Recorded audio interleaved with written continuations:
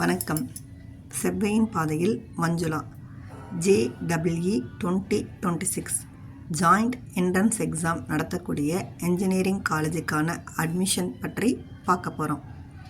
JEE stage 1 JEE main, stage 2 JEE advance, Joshua counselling இதனோட அடிப்படையில் தான் நடத்தப்படுகிறது. இதில் JEE மெயின் அதாவது ஸ்டேஜ் 1ல் செஷன் 1 செஷன் 2 அப்படின்னு 2 செஷன் நடக்குது.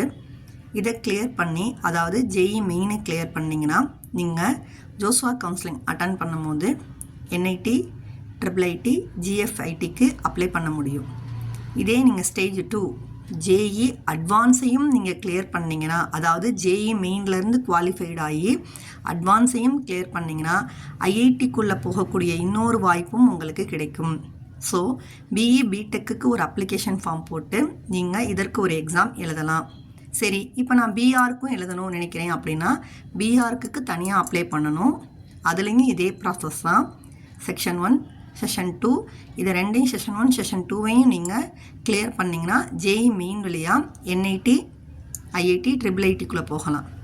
இதே நீங்கள் அட்வான்ஸையும் கிளியர் பண்ணி நீங்கள் அதற்கு ஒரு எக்ஸாம் இருக்குது, அதாவது ஆர்கிடெக்ட் ஆப்டிடியூட் எக்ஸாம் AAT இதையும் கிளியர் பண்ணி ஜோஸ்வா கவுன்சிலிங் அட்டன் பண்ணிங்கன்னா IITக்குள்ளே போகக்கூடிய வாய்ப்பும் இருக்குது.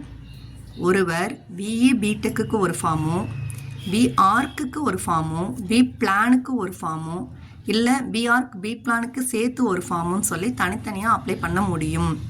உங்களுக்கான அப்ளிகேஷன் இப்போ ஓப்பனில் இருக்குது. அதற்கான அஃபீஷியல் வெப்சைட் நான் இங்கே கொடுத்துருக்கேன். ஸோ நீங்கள் அதில் போய் அப்ளை பண்ணுங்கள். உங்களுக்கான JEEயோட அஃபீஷியல் வெப்சைட்டும் இருக்குது. அதில் போயும் மேலும் தகவல்கள் தெரிஞ்சுக்கோங்க. என்னோட அடுத்த வீடியோக்கான லிங்க்கு கீழே டிஸ்கிரிப்ஷன் பாக்ஸில் கொடுத்துருக்கேன்.